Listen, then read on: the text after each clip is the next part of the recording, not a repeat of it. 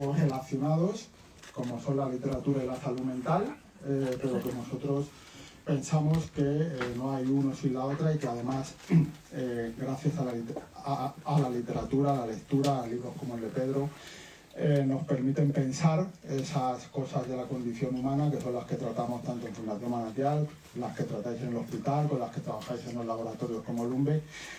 Y bueno, porque estamos a pie de relación con las personas que tienen algún problema de salud mental. En Fundación Manantial llevamos 27 años trabajando, atendemos a casi 3.000 personas. Yo llevo pues este mismo tiempo trabajando en la Fundación y somos unos firmes convencidos de que trabajar en espacios como este, la sensibilización, la lucha contra el estigma, humanizar un discurso y una manera de entender esto de la salud mental pasa también por atravesarlo por dinámicas culturales, literarias, en un espacio como este, gracias a la librería, gracias a Lola, a Ana, Iñaki, que siempre estáis ahí. Hoy Lola no ha podido estar, pero nos manda su cariño porque es el tercer año que estamos aquí y es un espacio privilegiado. El otro día con Luis Mateo Díez decía, es que esto es un oasis, hablar aquí es como somos pocos, pero estamos como muy en comunidad, como muy de la mano, ¿no? Como muy dialogantes y aquí salen cosas que luego pasamos la frontera de la calle y convertimos en otra cosa, ¿no? Nos convertimos en seres normales cuando lo que pretendemos es reconocernos como seres absolutamente imperfectos. Y para eso la literatura y la psiquiatría, nuestra forma de entender la salud mental, pasa por reconocernos eso, vulnerables, imperfectos. Y bueno, pues para eso la literatura y la cultura nos ayuda mucho. Hoy hemos elegido un tema muy provocador. Creo que el título es provocador en sí mismo, lo eligió Mercedes intencionadamente para provocar un poco, que es elogio de la melancolía, ¿no? Decía Hipócrates que si la tristeza y el miedo se prolongan en el tiempo, degeneran en melancolía, ¿no? Quien no se reconoce triste, quien no se reconoce con miedo y quien no se reconoce en alguna medida en ese espacio intermedio que es la melancolía, que nos sirve también como motor, no la melancolía como lamento, sino seguramente los libros de Pedro la atestiguan también, sino una melancolía mirando un poco hacia adelante, pero sin miedo también a pensar un poco el pasado y la nostalgia, ¿no? Así que, bueno, pues gracias a todos los que estáis aquí, las que estáis aquí, por venir y por escucharnos. Y sin más, pues nada, estaremos un ratito hasta las 9 menos 5 más o menos y luego pues podemos abrir el micrófono y estar en diálogo y hablar un poco pues eso, en la privacidad de este espacio, que lo que se hable aquí no va a salir de aquí. Pues muchas gracias, Raúl, muchas gracias por este espacio, muchas gracias a la librería Alberti, muchas gracias por supuesto a Fundación Manantial y a quien hace posible con su patrocinio también el que podamos encontrarnos en este espacio. Y muchas gracias a Pedro por acompañarnos. La verdad es que, bueno, como Raúl ya ha anticipado, la responsable última del acierto o desacierto de este título provocativo, pues efectivamente he sido yo. El elegir el elogio de la melancolía y pensar en poder hablar con Pedro, bueno, pues tenía que ver en parte con algo que ya ha dicho Raúl, con ese carácter de letra heridos que compartimos los profesionales de salud mental y los escritores, obviamente en diferente forma, pero que yo creo que tienen elementos comunes de los que parten y luego pues son o somos capaces de elaborar de diferentes formas este carácter de letra herido, ¿no? Y decía que el ocio de la melancolía no en el sentido o en el término clínico de la melancolía, sino en su denominación o en su acepción más clásica y que tiene que ver con algo que le he escuchado a Pedro más de una vez y le he leído a Pedro más de una vez, que tiene que ver con, yo diría, podríamos haber dicho, elogio de los rotos. Elogio de los rotos, ¿no? De las personas que estamos rotas, que tenemos roturas diferentes por las cuales entra la luz, como dice alguna frase, yo creo que muy sugerente a propósito de esas quiebras que todos tenemos en nuestros desarrollos existenciales, unos más, otros menos, pero que forjan en alguna medida nuestra condición existencial y que en esa medida es consustancial a la condición humana. Entonces, Pedro, poder hablar contigo hoy sobre esa bendita rotura, ¿no? Sobre el elogio de esas personas que nos conocemos y nos reconocemos con dificultades, como todos, ¿no? Y que no estamos en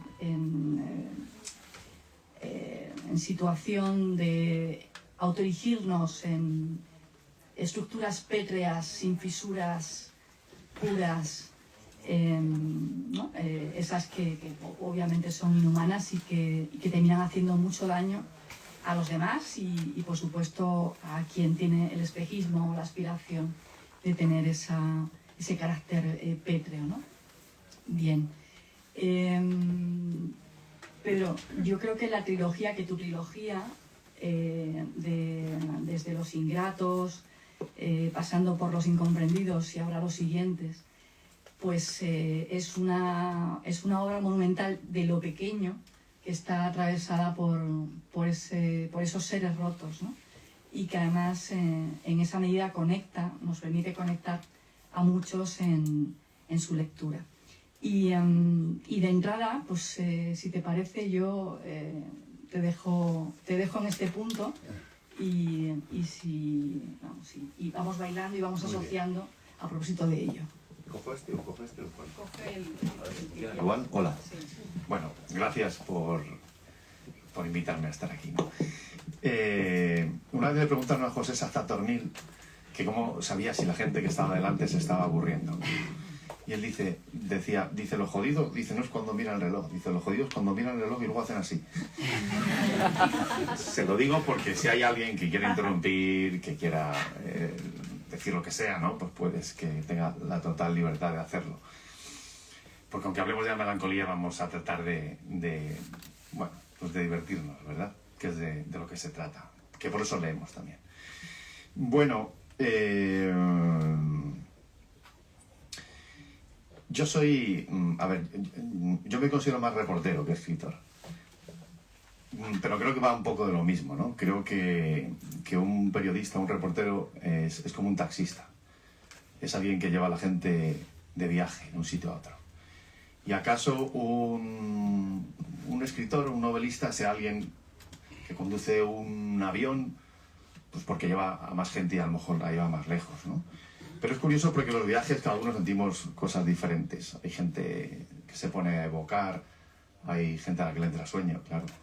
Hay gente que tiene miedo, hay gente a la que se le revuelve el estómago, hay gente que quiere parar, hay gente que quiere seguir.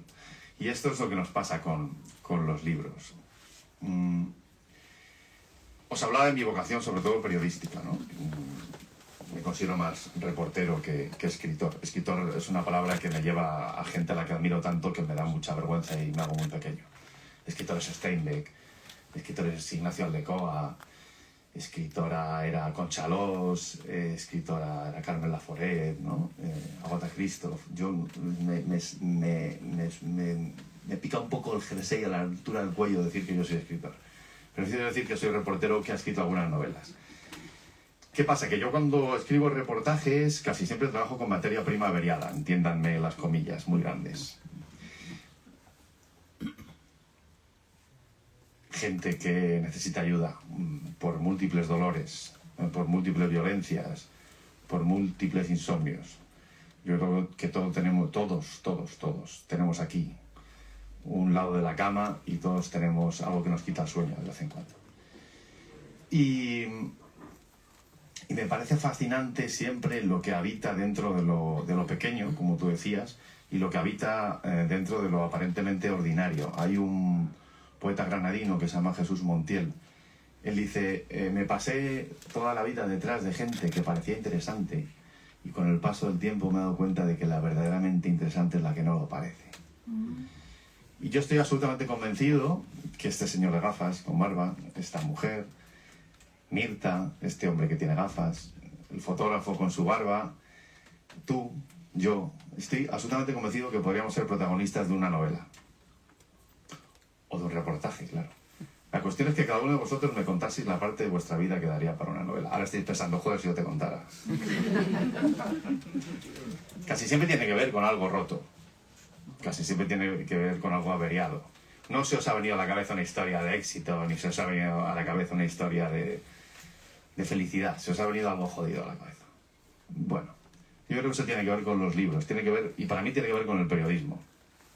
Cuando hablo de materia prima averiada, hablo de cosas muy averiadas a veces. No necesariamente muy averiadas, pero a veces muy averiadas. La historia de Laura Cuevas, violada por su padre entre los 5 o 6 años hasta los 13, 14. La historia de la familia Ricard Roca, que perdieron a 3 hijos con 5, 7 y 9 años, creo recordar. En un periodo de 5 años. Los que tengáis hijos, bueno, y los que no, ¿quién sale vivo de ahí, no? Como padre. Les quedaba, cuando yo hablé con ellos, les quedaba viva una hija de 13 años. La historia de Marian, que era una señora adicta al crack y a la heroína, de 74 años, cuando hice el reportaje tenía la edad de mi madre, esa mujer. Bueno, estuve con ella varios días viviendo en Barcelona. Absolutamente fascinante. Y de ahí uno siempre aprende mucho, ¿no? Primero, aprende que casi todos los que estamos aquí vivimos en zonas de confort y en sitios donde hay wifi, donde hay comida fría en la nevera.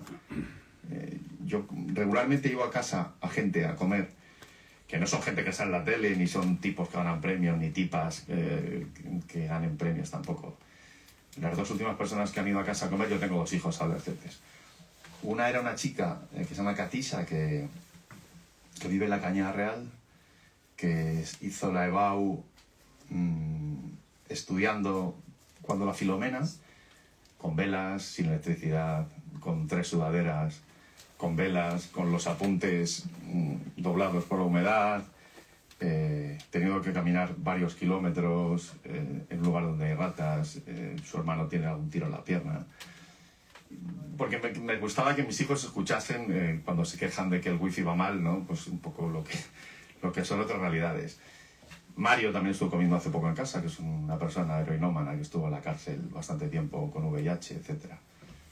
Y la novia de mi hijo, me acuerdo que se quedaba con la boca absolutamente abierta, como... Bueno, creo que todo esto nos ayuda a comprender al otro, a entendernos a nosotros mismos, a situarnos, a resituarnos, a resetearnos. Y por eso yo siempre quiero a gente cerca así, y por eso propendo en los reportajes a hablar de gente así. Y seguramente por eso en mis libros hay gente averiada, y hay gente rota, y hay gente ejemplar, desde lo roto. Estamos acostumbrados a hablar de la ejemplaridad desde la pureza, casi siempre. Yo si viese a la señora Pureza entrar por aquí, yo echaría a correr por allí. No hay palabra más excluyente, ¿verdad?, que la pureza. Más fascista también, más totalitarista que la pureza. Esa cosa que te exige perfección, que te obliga a un pasado sin mancha, que no te deja tropezar, que no te deja equivocarte, que te exige estar estupenda, que te exige ser un modelo, que te exige ser, que eso... Y una vez, y en su tetralogía de la ejemplaridad, Javier Goma se pregunta esto, ¿no? ¿Quién es ejemplar? ¿Qué es ser ejemplar? Y él dice una cosa que a mí me parece, por sencilla, me parece fascinante. Se pregunta, ¿quién es ejemplar? Y él dice, bueno, él abomina de esto, ¿no? Igual que yo, de la ejemplaridad que te exige pureza, que te obliga a un pasado sin mancha, que no te permite un desliz en Twitter porque va a haber los señores y los policías de Twitter que van a decir, este tío hace 8 años dijo esto, a por él. Bueno, dice, si ser ejemplar es esto, yo no quiero ser ejemplar. Yo no lo quiero ser. Entonces, él da una definición de ejemplaridad donde yo creo que cabemos todos los que estamos aquí, donde caben todos los protagonistas de mis reportajes y donde yo creo que caben la gente más interesante que hay en mis novelas. Él dice que ejemplar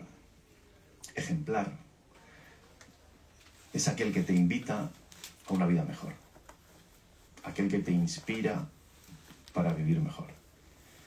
Desde ese punto de vista puede ser ejemplar una persona que ha tenido problemas con las drogas, puede ser ejemplar alguien que está en la cárcel, puede ser ejemplar una persona esquizofrénica, desde ese punto de vista puede ser ejemplar alguien que ha sufrido todo tipo de violencias y que las ha cometido incluso. Cuidado. Porque está en otro plano, porque ha reconocido el daño, porque ahora tiene una panadería estupenda y tiene una familia y aquello fue una pesadilla que pasó hace 20 años y ya. Y a mí me interesa esa definición de la ejemplaridad porque creo que, bueno, que nos alivia, nos quita mucha mochila. En mis libros hay personajes ejemplares, ¿no? Un poco así, ¿no? De esta manera. En mi libro que están llenos de melancolía, que están llenos de nostalgia. Me gusta más la nostalgia porque creo que es menos triste que la melancolía, ¿no? En cualquier caso es una mierda ser nostálgico y ser melancólico supongo que será peor todavía. Pero hay gente así, ¿no? En esta trilogía de la familia, digamos, con Los Ingratos, la persona más ejemplar que hay en Los Ingratos es una señora que tiene una discapacidad, está sorda, semianalfabeta, da que hablar en un pueblo porque tuvo una tragedia tremenda y esto en los pueblos da que hablar siempre, ¿no? En Los Incomprendidos, para mí un personaje muy luminoso es el tío Paco, que es una persona esquizofrénica. Yo viví mucho tiempo con una persona esquizofrénica que me jodió la vida, lo digo con cariño porque yo a mi tío le quiero mucho, pero que me jodió la vida porque me hizo obsesionarme con la muerte. Y luego si sale, pero es divertido esto de la muerte, digo por si luego me lo recuerdas os lo cuento. Pues el tío Paco de Los Incomprendidos está inspirado en mi tío Agustín, que era una persona esquizofrénica, pero que a mí me hizo amar los libros. Él ya estaba más o menos enfermo con 19, 20 años, empezaba su enfermedad y vivía mucho con nosotros. Vivíamos en el portal de al lado y pasaba mucho tiempo en casa. Y a mí me cogió como su sobrino favorito, entonces yo empecé a escuchar a Bob Dylan gracias a mi tío Agustín, yo empecé a leer a Lorca gracias a mi tío Agustín, porque era compulsivamente todas estas cosas que tienen que ver con la cultura, se las bebía. Me acuerdo que él ya con su caligrafía desmadrada pues escribía también poesía, él. Me llevaba al kiosco a hombros y me decía, gástate la pasta que quieras que yo lo pago todo, ¿no? Gente de esta. Y en los siguientes, yo creo que también hay una persona muy ejemplar desde Lo Roto, ¿no? Que es Antonio, que es un autobusero, solo es un autobusero, solo, ¿verdad? Con problemas de alcohol también, pero bueno, que alberga una heroicidad muy grande, ¿no? Sobre todo por lo que yo digo que llaman la heroicidad del callar muchas veces, ¿no? Como callando anudas a la familia, como haces que nada se rompa en la tribu. Bueno, pues este es Antonio. Y ahí por eso digo que hay ejemplaridades, ¿no? Desde Lo Roto, como tú decías, que a mí me inspiran mucho y me inspira más todo este tipo de personas que alguien que haya ganado 20 Grand Slam de tenis, porque claro, los otros me parecen superiores con capa y el otro lo veo más cotidiano, ¿no? Me parece más inspirador cualquiera de estas vidas que os he contado que alguien que haya ganado un premio literario, porque creo que tiene más que ver con nosotros, con nuestra cotidianidad, con lo que tenemos alrededor, con los que nos puede pasar, ¿no? Seguramente con lo que nos pasa, seguramente con lo que está a punto de pasarnos, ¿no? Porque a veces, a mí esto del periodismo, si me ha enseñado algo es que la felicidad es la ausencia de dolor. O sea, que todos estamos a una llamada de que nos jodan la vida. Seguramente, no digo, ¿no?, que tenga que ser necesariamente así, pero hay un día en que suena el teléfono, lo miras y es la voz de un guardia civil que te dice, usted es el padre de no sé quién, tal. Sí, bueno, a ver, no se ponga nervioso, tal, y ahí todo, ya, ahí pierdes pie, ya, ¿no? Y esto es un segundo antes de estar bien y un segundo después es el horror, ¿no? Por eso yo creo que a veces desambicionar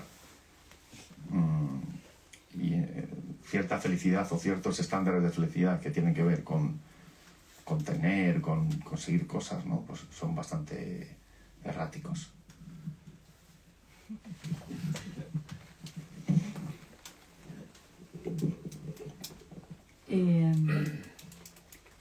Yo creo que tu trilogía, Pedro, está atravesada de duelos, de elaboraciones de duelo. En Los Ingratos está el duelo de la personaje ejemplar, cuidadora del niño y luego objeto del olvido, ¿no? Que ha perdido a su vez a un hijo, a un recién nacido, cuando bueno, pues, sin quererlo, ¿no? lo aplasta con su peso. Arrastrar la culpa, arrastrar la mirada de los demás, que esa la arrastramos siempre todos, pero en los sitios pequeños.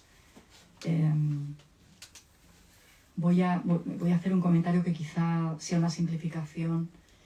Me da la sensación de que en los sitios pequeños la mirada del otro puede ser muy, muy incisiva, ¿no? En el sentido del refranero, que de verdad no quiero que nadie se sienta ofendido. Mi padre era de un pequeñito pueblo, pero mi abuela, que era analfabeta, la madre de mi padre decía que pueblo pequeño, infierno grande. Por esa mirada de los otros que puede llegar a cristalizar completamente y hacer muy difícil que una mujer con este pasado, como una mujer ejemplar con este pasado, pueda escapar, ¿no?, de esa mirada y pueda salirse de ese cliché, ¿no? Hablando de los rotos y de cómo hacías mención de los pasados que obviamente no son inmaculados. Ninguno de nosotros tiene un pasado inmaculado. Ninguno de nosotros responde al concepto de alma bella, ¿no?, de hegeliana, en el sentido de esos que nunca se contaminan, ¿no?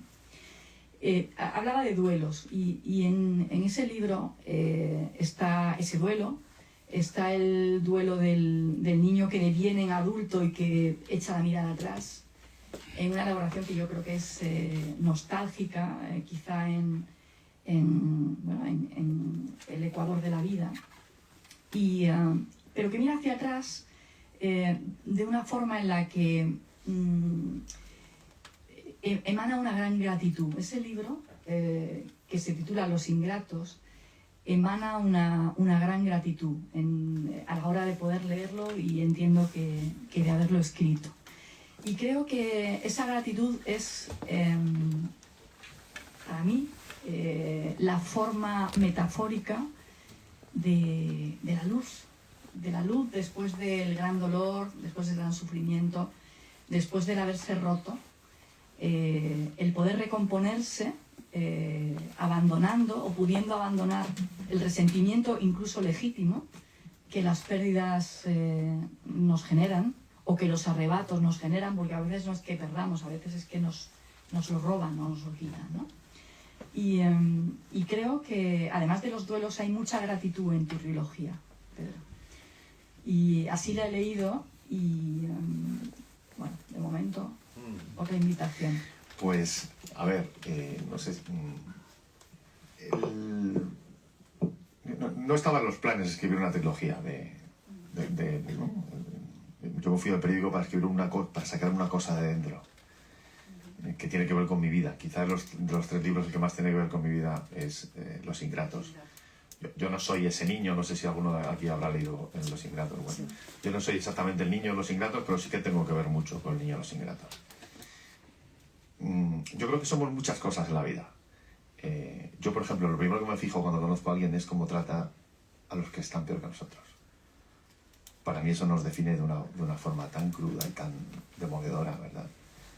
Cuando ves a alguien que parece que vive con una pistolita en la sobaquera y va dando órdenes, tú, este tipo de gente,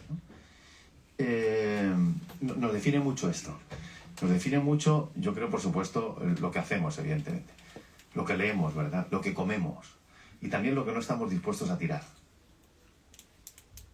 Esto que está por aquí, por casa, y alguien te dice, oye, esto lo voy a tirar, y tú dices, no lo tires. Y dices, pues si no vale para nada, ya, pero no quiero que lo tires, porque para mí es importante. Déjalo ahí, quieto. Pero si no vale para nada, yo ya, no valdrá para ti. No tiene ninguna función, pero para mí es importante. Y esto me lleva a hablar de los trasteros. Yo siempre que me pongo a escribir bajo a mi trastero. Todos tenemos un trastero mental, ¿verdad? O no tan mental. Mi trastero, yo nací en el 71.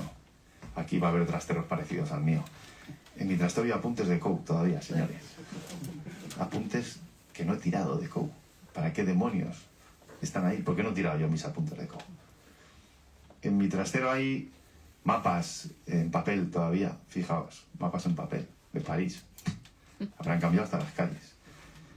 Esos mapas, ¿no?, que poníamos en los capots de los coches cuando te perdías y era, para que ya lo tengo, déjame, que me oriente. Empezabas así a mirar como si tuvieras una brújula, ponías el mapa y tal. En mi trastero hay medallas que gané de pequeño nadando. Ahora casi me ahogo cuando nado. En mi trastero hay disfraces que son así, de grandes, y mis hijos ahora son más altos que yo, ¿verdad? De tal modo que, bueno, hay cartas y cartas manuscritas. Un trastero es una cosa bien cabrona. Un trastero es como un cementerio de instantes. No sé quién decía esto, creo que era Galeano. Un álbum, ¿no? Eso también lo digo en alguno de mis libros, no sé en cuál. Un álbum es ese sitio donde ver a gente muy contenta te puede poner muy triste. Y esto tiene que ver con los trasteros, con nuestros trasteros. De tal manera que cuando llega un domingo y tú sabes que tienes que bajar al trastero porque está hasta arriba de cosas y ya no te caben más. Y tú dices, no voy a ir, pues qué pereza. No, es mentira. No dejas de ir al trastero por pereza. No vas al trastero porque te da miedo. Te da miedo revisitar tus múltiples muertes, mirar cosas que tienen que ver contigo, con el tiempo pasado, A mí el tiempo pasado me obsesiona mucho. Es una cosa que me da por saco constantemente. Incluso, pero yo creo que por el tema de la muerte que os hablaba antes, ¿no? Por este tema. Y un día, viendo la película de Roma, de Cuarón, que no haya visto es nada, cuenta la historia de una familia de la burguesía mexicana, quiero recordar, años 60 por ahí, en la que hay una cuidadora indígena que parece invisible, pero según va avanzando la película te das cuenta de que esa familia burguesa no se podría mantener sin esa cuidadora que es aparentemente invisible. Pues yo pensando en aquello, ¿no?, yo me di cuenta de que en mi España, en mi trastero, ya empezado a haber mujeres de aquellas, ¿no? Mujeres como la emérita, que es la cuidadora de los ingratos. Y que a mí me cuidó una mujer de esa edad, se llamaba emérita también, y le pasó exactamente esto. Una mujer sorda, semianalfabeta, muy gruesa, que se acostó en su caso era una hija, se acostó con su hija, con su bebé, después de darle el pecho, y cuando amaneció de la siesta, había aplastado a su bebé y lo había matado, evidentemente sin querer. Pero imaginaos, no sé, el horror de esa madre despertando así de una siesta, ¿no? Una mujer así me cuidó a mí, pero me cuidó hasta que tuve un año solo. Con lo cual el libro en el que aparece un niño de 8, 9, 10 años teniendo una relación con una mujer que se llama emérita, a la que le ha pasado esto, es una recreación de lo que a mí me habría gustado, ¿no?, que me pasara, que no me pasó. O sea, haber conservado esa relación y tener recuerdos de ella. No tengo ningún recuerdo de ella. Ni siquiera físico. O sea, nada, no tengo nada. Tengo una especie de cojín horrible que hizo a mi madre, que lo tiene por allí en la casa del pueblo, y me dice, esto lo hizo la emérita alguna vez, y yo, vale. Entonces, es verdad que cuando eres muy joven eres todo lo que te queda por delante, pero cuando vas cumpliendo años, la mochila se va llenando y el retrovisor va cada vez significando más. Y yo allá cuando tenía 40 y tantos, pues un día, empecé a obsesionarme con esta mujer, con mi ingratitud hacia ella, ¿no? Después de pasar por el trastero seguramente y ver algo, o al revés, o después de ver la peli bajé al trastero, no sé, buscando algo. El caso es que ahí salió el libro, ¿no? Un libro que yo me he dado cuenta que habla mucho en clave generacional de los que estamos aquí. Es muy curioso porque hay gente que tiene 35 años y me dice que el libro está contando su vida, y hay gente de 80 que me dice que el libro está contando su vida, o sea, en un arco muy grande. Y yo creo que tiene que ver con ese fogonazo emocional un poco, que es la sensación de ingratitud con algo que hemos dejado atrás. Que la emérita para unos era la persona que le cuidó, para otros era su madre, para otros era su abuela, para otros era su vecino, su tío, su padrino, su hermano mayor, ¿no? Y en ese barco de la ingratitud vamos todos, que tiene que ver con el barco de la nostalgia, que tiene que ver también con el barco de lo roto, ¿no?, de lo que ya no va a venir, que tiene que ver con la memoria, que tiene que ver con las obsesiones, que tiene que ver con lo que a mí me quita el sueño, ¿no? Haberte despedido mal de alguien, no haberte despedido bien, eso es una cosa bien cabrona, ¿no? Los tanatorios están llenos, los cementerios de gente que vamos y decimos, tenía que haber estado más, cómo fui tan rácano este último año, cómo no estuve más, cómo despachaba a mi padre en 1 minuto y medio porque me daba pereza, cómo no iba a comer, cómo iba a comer, estaba, y nada más terminar de comer me iba, ¿no? Porque qué pereza, es que me deprime estar con mis padres. Todo esto, ¿no? Todo esto que luego te vuelve como un tsunami, ¡pum!, un día, y te deja temblando, ¿no? Y yo creo que por eso el libro genera emoción en mucha gente, ¿no? Porque se sienten retratados. Y a mí me gustan esos libros. Los libros que más me gusta leer son esos que me dicen no estás tan solo, no eres tan raro. Esos libros que te dicen, que funcionan como un espejo cabrón a veces. Y te dicen, macho, este eres tú, ¿sabes? También eres tú, esto, aunque te joda, tú eres este también.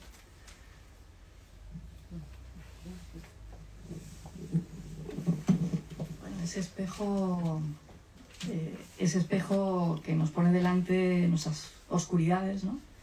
Nuestras fragilidades, y que es condición sine qua non para poder integrarnos, para no estar escindidos, ¿no? Para poder ser completos.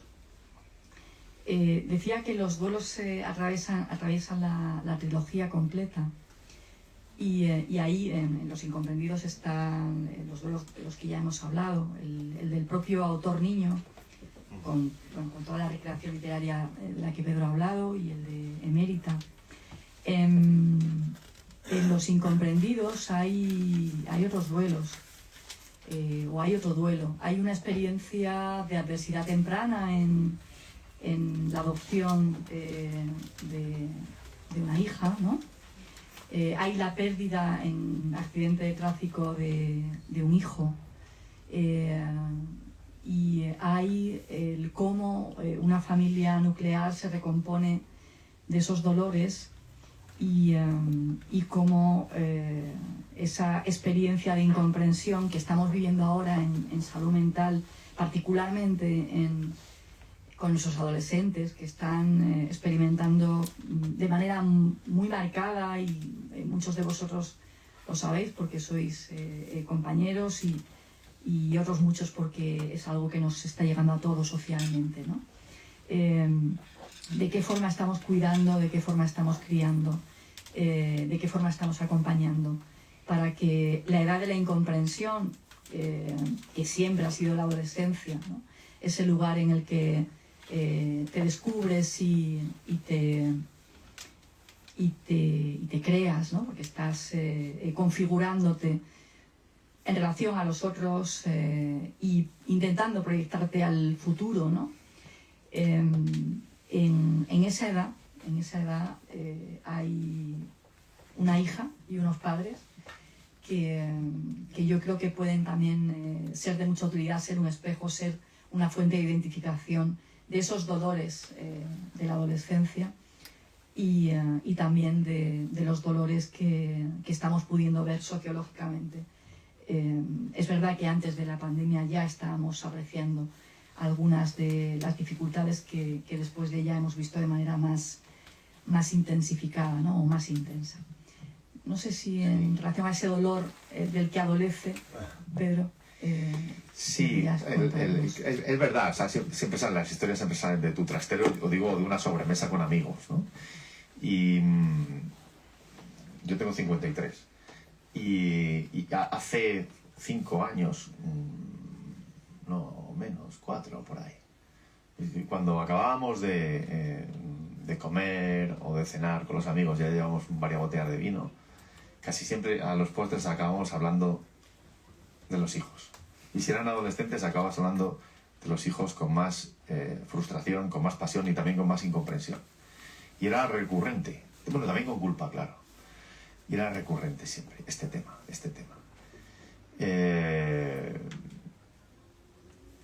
Es muy curioso porque los siguientes, que es el siguiente libro, empieza porque ya nadie preguntaba por los adolescentes, sino que preguntábamos por los padres. ¿Qué tal tu padre? ¿Qué tal tu madre? ¿Qué tal, no? Y dije, coño, aquí hay otro libro. Ya el de adolescentes ha ido, entra el abuelo, entonces habla. Y yo quería escribir un libro que hablase de esto, ¿no? Algo que concerniera a muchos. Se titula Los Incomprendidos, el libro, como saben ustedes, o si no, como les digo. Es un libro, yo quería, claro... El libro empieza contando el encuentro de un padre con una hija adolescente. La adolescencia, como te has dicho, la edad de la incomprensión, la edad de la ira también, ¿no? Es una edad muy complicada. La edad del monosílabo también. La edad de la incomunicación, la edad de la coz, del temblor, de tierra, todo es vida o muere, ¿no? Es complicado. Entonces yo quería escribir una novela que hablase de los silencios, porque los silencios tienen que ver con la adolescencia. De cómo los silencios en una familia lo van ocupando poco a poco todo, y cómo si no hablas es como una enredadera que se va metiendo entre una grieta y te puede acabar tirando el muro de la casa, ¿no? Estas cosas de silencio, estos temas de los que no hay que hablar a veces en casa. Como yo quería escribir una novela sobre la adolescencia, pues también quería escribir sobre la culpa.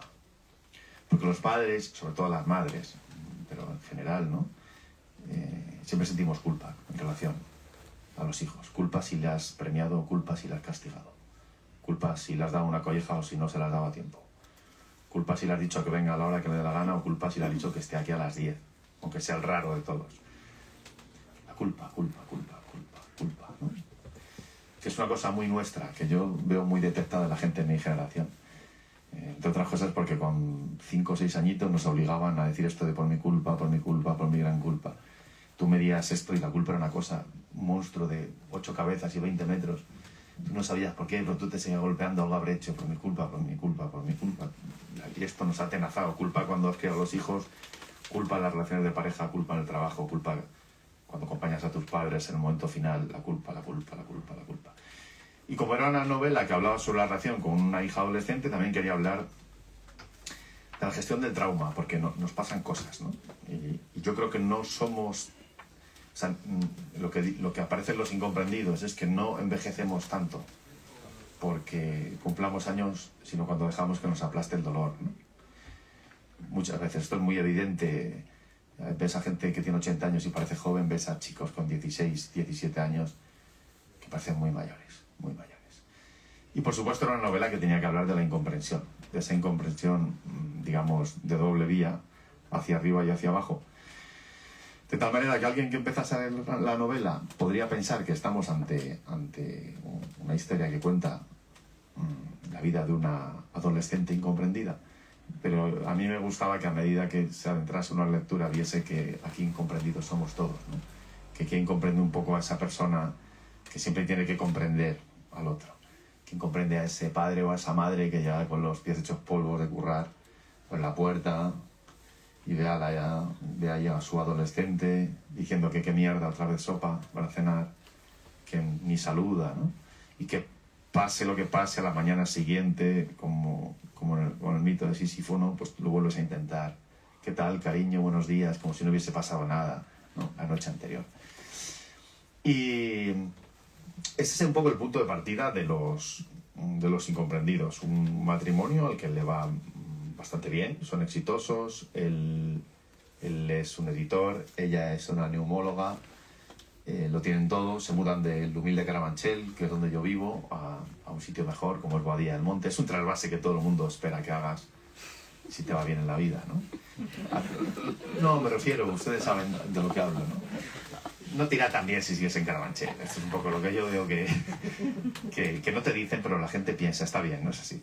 Y esta reflexión la hace Javier en la novela, ¿no? Él dice que él recuerda la felicidad como aquel caos de la infancia. Jodidas esas casas donde todo está en orden y donde solo hay silencio. Ese perfecto desorden de la infancia y ese caos, ¿no? Te das cuenta que luego tenía que ver también con la felicidad, todo eso. Pues ellos se dan cuenta, ¿no? De que han cambiado esa pequeña casa en Carabanchel y se han mudado a un chalet de 3 plantas en Boadilla. Y Javier dice, lo malo de tener una casa más grande es que tocamos a más metros pero a menos gente. Y esto es un poco, ¿no? Lo que ocurre. Y ahí hay una adolescente absolutamente atormentada, que es Inés. Por muchas cosas. Por una violencia antigua y por una violencia nueva. Para construir el personaje Inés estuve hablando con psicólogos infantojuveniles. Se llamaba Mercedes, me acuerdo, una psicóloga estupenda, que nos ha ayudado bastante. Ella decía, yo le decía, a ver, quiero contar la historia de una chica que sea muy fría, pero que sienta mucho por dentro, pero que en casa sea un bloque de hielo, pero que por dentro tenga una vida hostias, que la pobre sienta culpa, que la tía quiera ser más cariñosa, pero no sepa cómo serlo. Y estuvimos viendo expedientes, ¿no? De chicas, ella me comentaba historias, bueno, estuvimos varias tardes. Y es verdad que hay mucha gente así, ¿no? A mí me recuerda a uno de mis hijos, porque es exactamente igual que ella. Y yo le decía, no puede ser, yo no me creo esto que dicen en la pandemia, de que los chicos estén tan mal, yo le decía.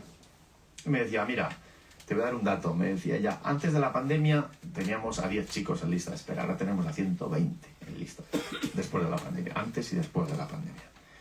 Claro, yo flipaba, ¿no? Porque claro, no estás acostumbrado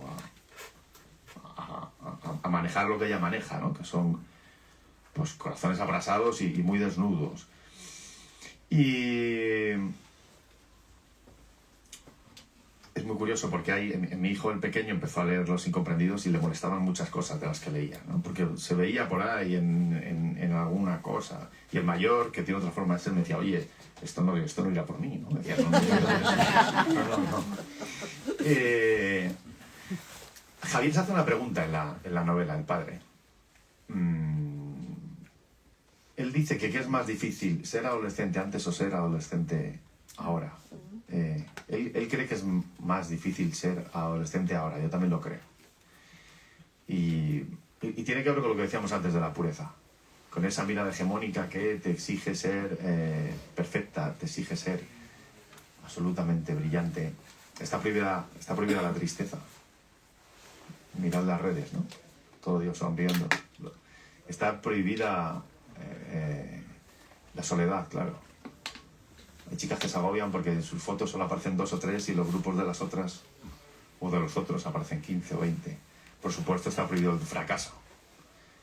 Todo Dios, su foto cuando gana algo, cuando el torneo, con su exhibición maravillosa de gimnasia o en un momento, ¿no? Cumbre.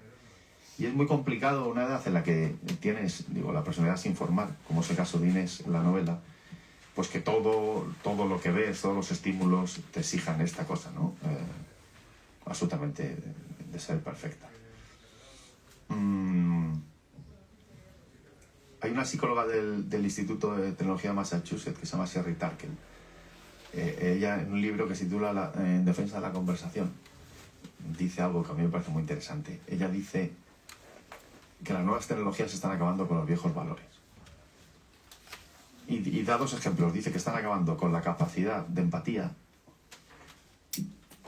Muchas veces, para dar el pésame, mandamos un WhatsApp. Y también dice que estamos acabando con la capacidad de introspección, con la capacidad de estar con nosotros mismos, ¿verdad? Pasan 10 minutos, miramos el móvil, pasan 15, estamos con el ordenador, pero miramos Google, Spotify, lo que sea. Entramos a la web del país, del mundo, o de marca, o de lo que sea, ¿no? Esto. Entonces, claro, si no podemos estar con nosotros mismos, y si no podemos estar con el dolor de los otros, ¿qué tipo, ¿no?, de sociedad hay ahí? Yo siempre he detectado incomprensiones, hablando de los incomprendidos, incomprensiones intergeneracionales. Yo tampoco con mi padre, es que nos comprendiéramos. Pero mis padres venían del pueblo, los dos, de un pueblo de Zamora. Bastante tenía mi padre con trabajar en la Chrysler, una cadena de montaje de coches, con turnos absolutamente leoninos y desquiciantes. Tenía 15 días en el que entraba a trabajar a las 11 de la noche y salía a las 7 de la mañana. 15 días en los que entraba a las 7 de la mañana y salía a 3 o 4 de la tarde y luego al revés, ¿no? Así años y años y un lustro y otro lustro. Hostias, el estómago, la cabeza, los ritmos del sueño, no sé quién puede aguantar eso. Bastante tenía mi padre y mi madre con comprender su Carabanchel, porque el cambio fue exactamente así. El día antes yo estaba jugando en un campo de manzanillas, en un pueblo, y el día siguiente estaba jugando en un arenero con jeringuillas, con restos de sangre y heroína. Esto fue el cambio en los 80 de llegar de un pueblo a la periferia de Madrid. Y decir, ¿y esto? Bueno, esto está aquí, en el pueblo no, pero aquí sí está. Digo, bastante tenían mis padres con comprender ese mundo que para ellos también tuvo que ser duro, como para estar en la cosa de los afectos, ¿no? Mi padre tampoco era un señor de Zamora, estos los afectos, vamos a no tocarnos. Mi madre también es una persona más bien áspera, austera. Entonces, bastante tenían ellos con estar en esto. Pero luego nos educaron a nosotros y nosotros sí que hemos crecido con un mogollón de estímulos de estos, ¿no? inteligencia emocional, nos han hablado de la LOGSE, la transversalidad, cómo ser buena madre, cómo ser buen padre en 24 horas, en 48, talleres emocionales, no sé qué, comparte, tal, no sé cuántos. Pero es como si toda esta gimnasia emocional a la que hemos asistido no sirviera para nada, porque en el fondo tú sigues teniendo incomprensión con tu hija, con tu hijo, eso sigue estando ahí de alguna manera. Y yo creo que la gran diferencia que veo es que las incomprensiones de antes tenían que ver con lo profundamente humano, con lo ásperamente humano, ¿no? Y lo de ahora tiene que ver con lo tecnológico. De tal modo que tú tienes a tu adolescente a 2 metros de ti en el salón y está a 2000 kilómetros de distancia, ¿no? Y es una pasada esta distancia y este frío.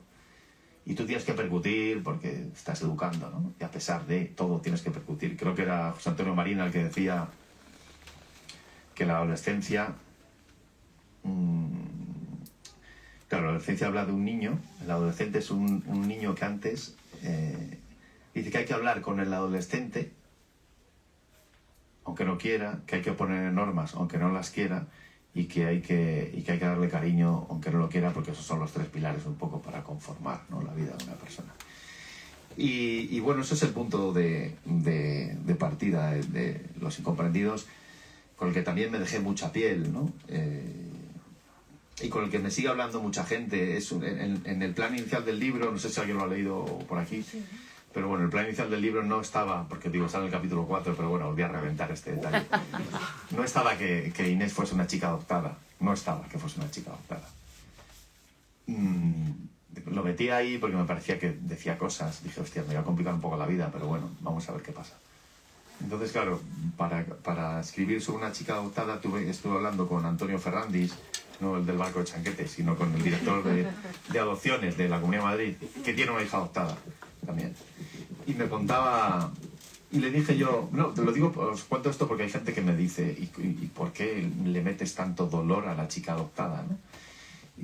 Y fue porque, hablando con Antonio, me dijo, bueno, ¿y qué edad tienen los padres más o menos? Y le dije, bueno, pues en torno a 50, por ahí. Me dice, bueno, entonces la hija tiene que ser colombiana. Digo, ¿por? Y dice, bueno, porque sí, por la mayoría de los que venían de esa época eran chicas de Colombia. Vale, chico o chica, digo, yo voy a ser una chica. Dice, entonces tiene que venir con abusos sexuales de la familia. Y yo, ¿por qué? Digo, yo pensando, ¿por qué me complicas la novela? Y me dice, porque son estadísticas que no damos en la Comunidad de Madrid, pero el 75% de las chicas colombianas que vinieron en esa época y que siguen viniendo en procesos de adopción, vienen con abusos sexuales o bien del padrino o del vecino, o del abuelo, o del padre, o del hermano, o del primo, Y así fue un poco, ¿no?, cómo se va construyendo la novela. Que al final es yo creo que hay un aliento ahí periodístico, ¿no?, en muchas cosas. Porque al final voy a hablar con este hombre y al final digo, coño, pues casi, aparte de esta información, me voy a traer materia para un reportaje, ¿no?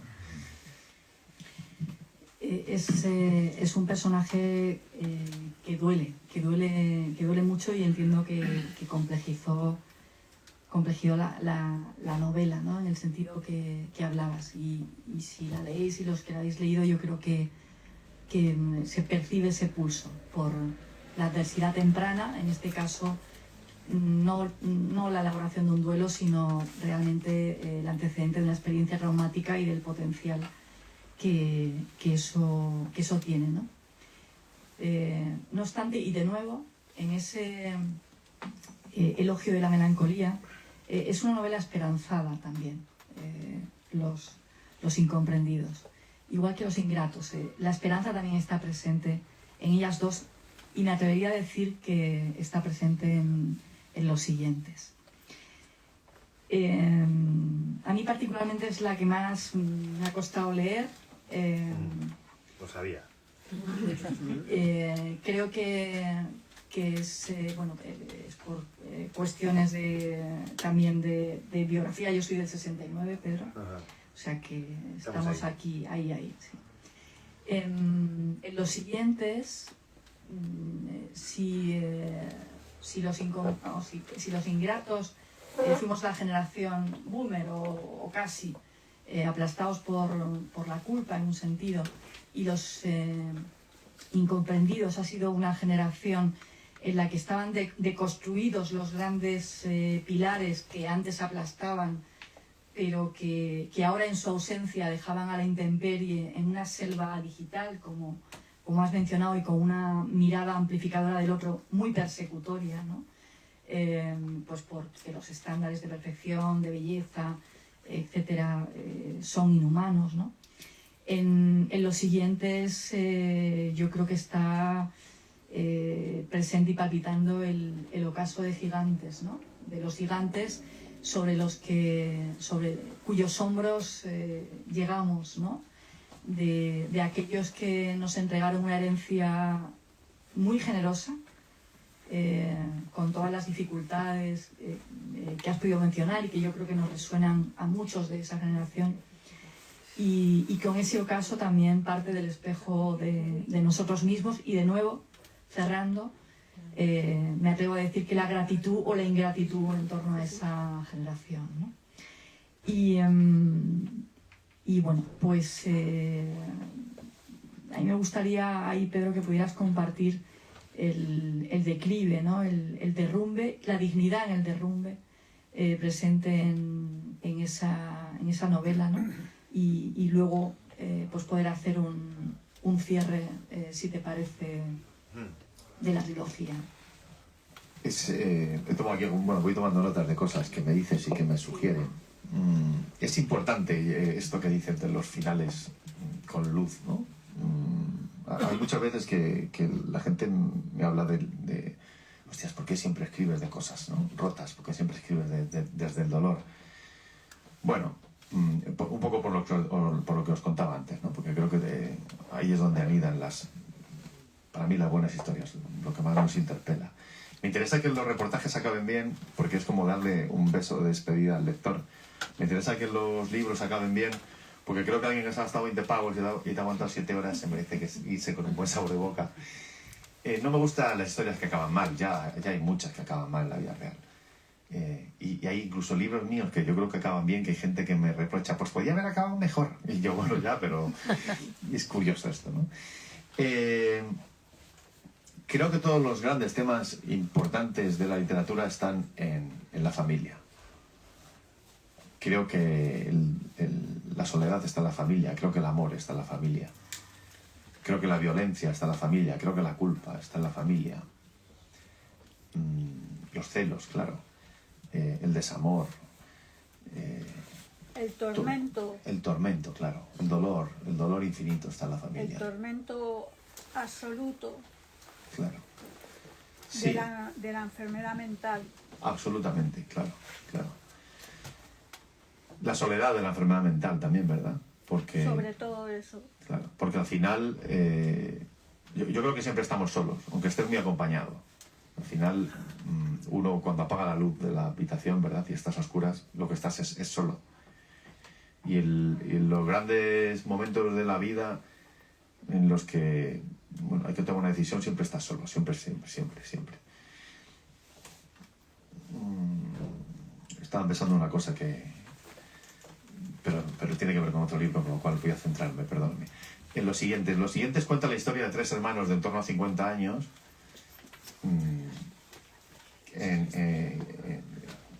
que tienen un padre octogenario viudo, y un día el libro empieza, un poco, ¿qué hacemos ahora con papá? ¿Qué hacemos con el marrón de papá? También nace del mismo, de una sobremesa, ¿verdad? Del mismo modo que que antes acabamos hablando en los postres de los hijos adolescentes. Un día, igual que el hijo adolescente desapareció de la casa, porque yo es que he quedado, yo me iba a jugar al rugby, he quedado con mi novio, no llego con mi novia, yo adiós. Igual que se fueron de casa, se fueron de las conversaciones. Y de repente, poco a poco, las conversaciones iban siendo, oye, ¿qué tal tu padre? ¿Qué tal la operación de cadera de tu madre? ¿Cómo va lo del ictus, del tuyo? Pero incluso por el móvil, ¿verdad? Oye, ¿qué tal la operación de tu madre? Ya nadie te pregunta por tus hijos adolescentes. Llega un momento que esa pantalla de la Play te la has pasado. Ya estás en la pantalla de la Play, de los padres. Como un equipo de fútbol, con el número 12 se va tu hijo adolescente y con el 14 entra por aquí el abuelo, ¿no? Entonces tocaba el abuelo. Y ahí nace los incomprendidos. Perdona, los siguientes. La primera frase del libro es: el primer día que tuve que limpiarle el culo a mi padre me mentí diciéndome que era igual que cuando se limpiaba a mi hijo. Ahí.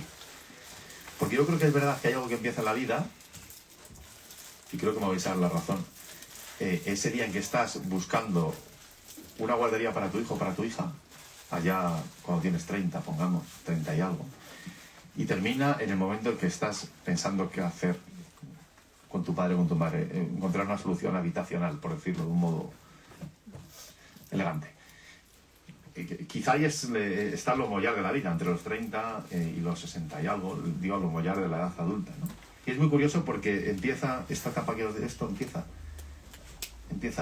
buscando cobijo para alguien, que es tu hija, y termina del mismo modo, buscando cobijo para otra persona que es tu padre o que es tu madre. Pero lo mollar se desarrolla en el medio. Y otra vez yo veía ahí que había una novela que hablaba de muchos y que volvía a hablar de la culpa, claro. Porque siempre tenemos por ahí la culpa revoloteando. ¿Acaso el tema de los cuidados con los padres sea esa cosa en la que da igual toda la carne en el asador que pongas? Porque siempre vas a pensar que podías haber hecho más. Siempre vas a pensar que podías haber hecho más. Tengo un amigo que se llama Carlos, que él me contaba cómo se sentía, cómo se siente cuando va los sábados a ver a su madre a la residencia, que a mí me parece devastadora. Me dice, mira, es como si estuviese delante del escritorio de Windows, fuese a la papelera de reciclaje los sábados por la tarde, abriese la papelera de reciclaje cuando llego a la residencia, veo que ahí está mi madre, estoy un rato con el archivo que pone el nombre de mi madre, luego cierro la papelera de reciclaje, la dejo ahí y me voy a casa. Se sentía así, ¿no? Con esta culpa tan tremenda. Me decía, cuando muera mi madre, vaciaré la papelera de reciclaje y se acabó. Esto era un poco, ¿no? Y claro, a mí me dejó votando. Mis padres no están en esta pantalla de la Play, como digo, pero es curioso cómo a raíz de la publicación del libro en septiembre han empezado a pasar cosas que a mí me han llevado a cosas que tienen que ver con el libro. De tal modo que mi padre un día, que ya se había leído el libro, me dice, ¿qué? Ahora soy yo Antonio, ¿eh? Me decía. Y yo, ¿qué nombre, Domingo? Que tú estás hecho una rosa, ¿no? Cuando iba escribiendo el libro, mi mujer me decía... Mi mujer se leyó 4 veces el libro antes de que salga. Se lo suele leer 4 o 5 veces los libros de un modo obsesivo.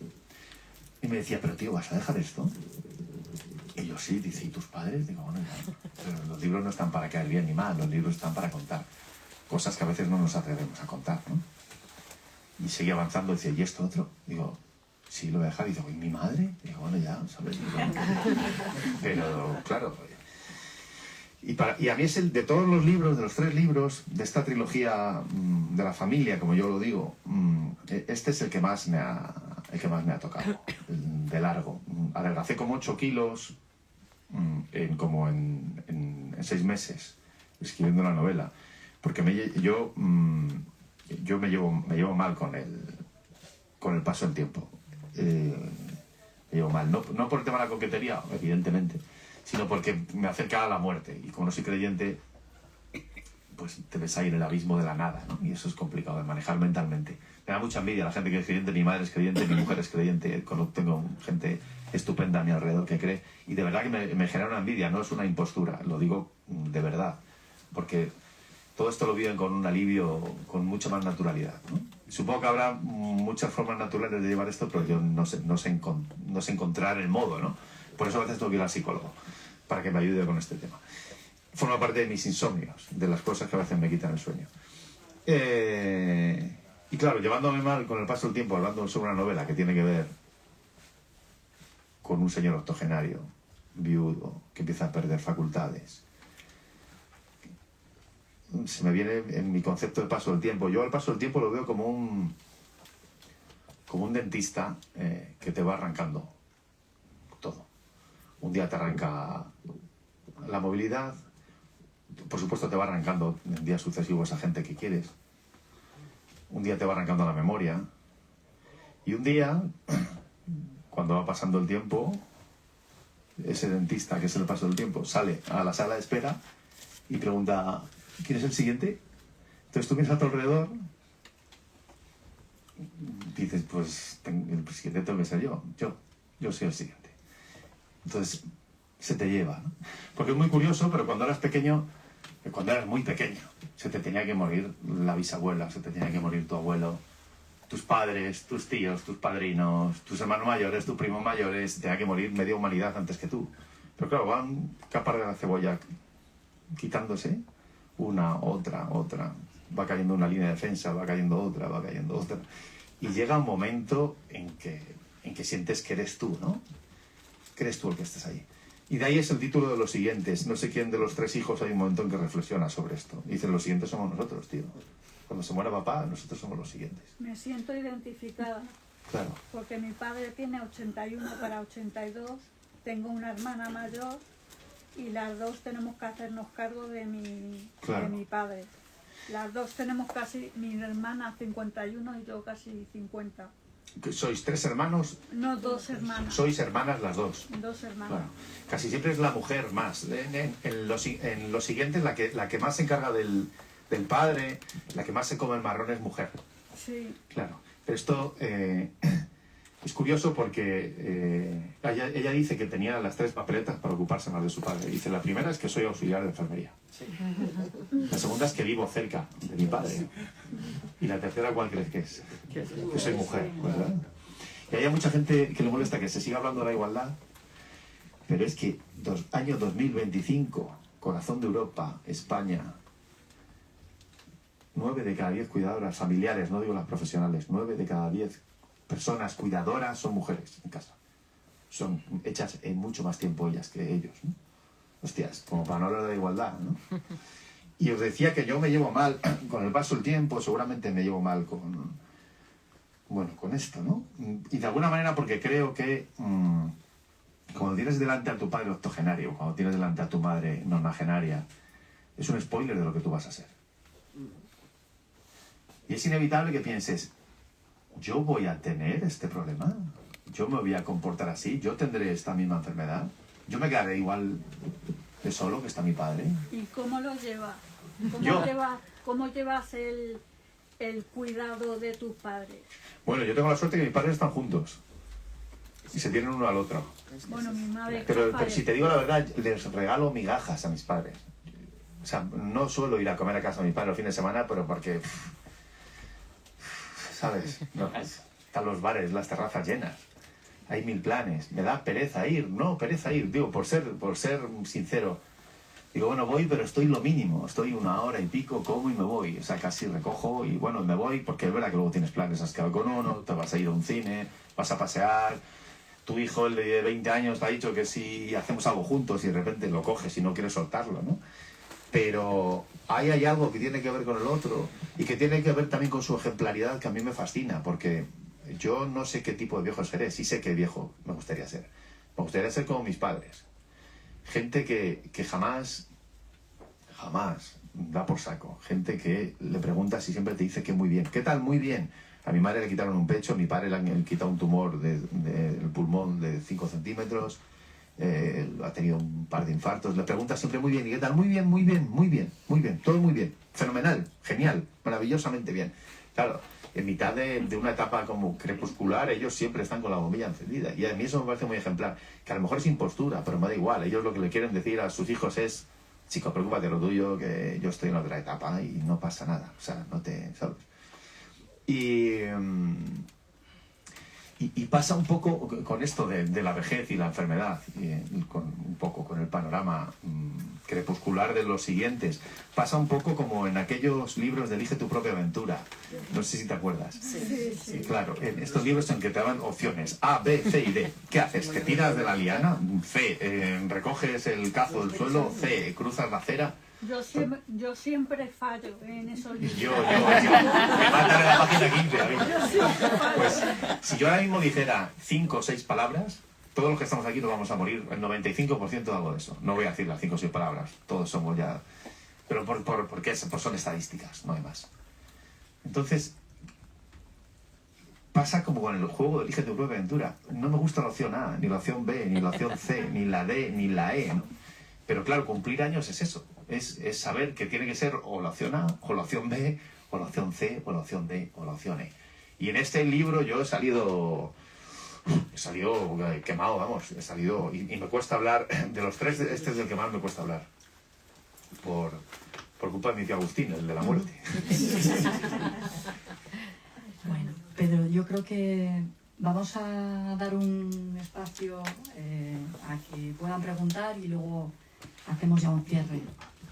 preguntas, sugerencias.